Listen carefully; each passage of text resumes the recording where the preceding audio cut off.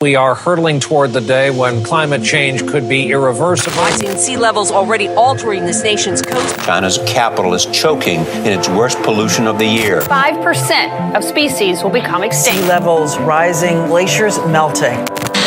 So climate change can no longer be denied or ignored.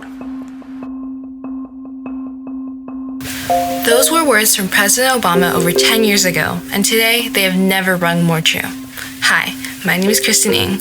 I'm an aspiring media student, and through this podcast, I'm here to talk about climate change, our environmental evolution. It is something I have always known about, and I remember hearing that if everyone did their part, our Earth would thrive. As hopeful as that seems, the reality is that climate change has been harming our planet and our people, as opposed to healing.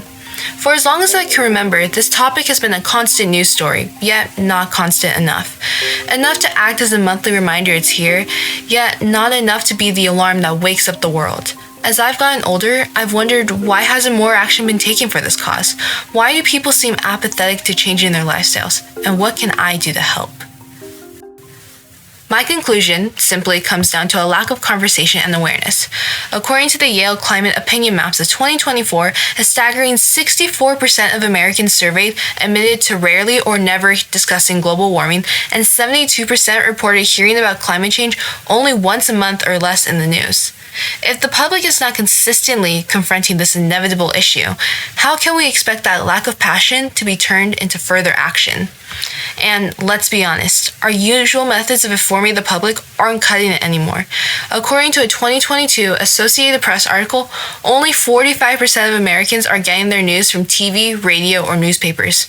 So, how do we change the game? How do we get people talking about climate change in a way that feels relevant and real?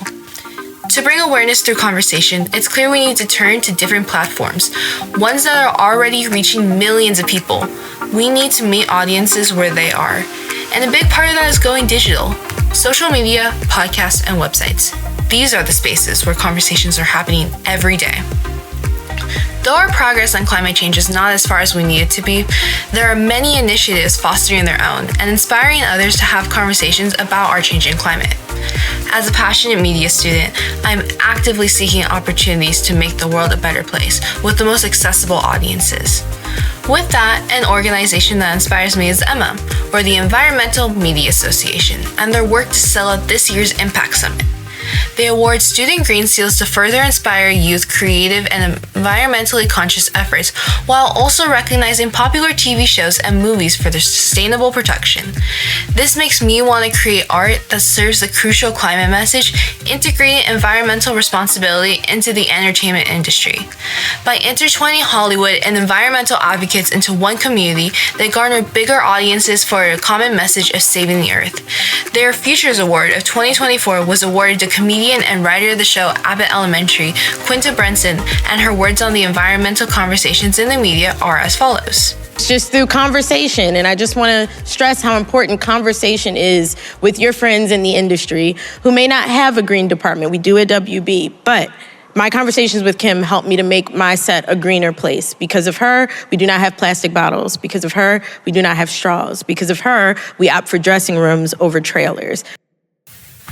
By having conversations behind the scenes of Brunson's show, she was able to portray similar behavior on screen and shift audience perspectives to inspire action. By creative storytelling on both big and small screens, the younger generation has the power to change the hearts of those around us. Additionally, I admire the work of Green Jobs for Nature. While UK-based, it is a website utilized around the world, giving people the launching point to find careers that combine their talents and passion for the planet, opening up opportunities for workers to advocate for the environment in spaces where that may seem unusual. With an entire page dedicated to education on possible media and communications roles, I specifically can see how I can aid in the environmental efforts that align with my future fields of interest. Not only that, but any company or workplace can bring in climate awareness from those interested in any work sector, from policy to education to data and management. When we see possibilities of where we can grow and give to a cause, we're more likely to step up and make our passion our priority.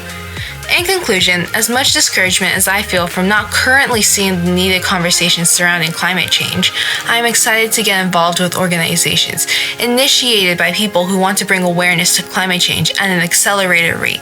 I'm all in on the opportunities where I can be the one joining the fight, starting the conversation, and supporting the hopeful yet educational media that keeps me grounded in knowing that while global warming is ongoing, there is power in people to also reverse it.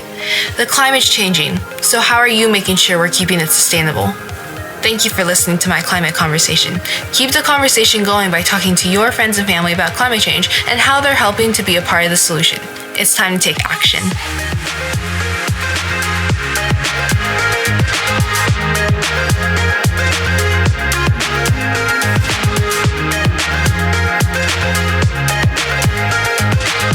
Audio samples from Why Humans Are So Bad at Thinking About Climate Change by Vox, weekly address Climate Change Can No Longer Be Ignored by the Obama White House, and the 2024 Environmental Media Awards by the Environmental Media Association. Music is Life's Journey Begins by Ida K, Determined by Hotham, and Crash by LIQ WYD.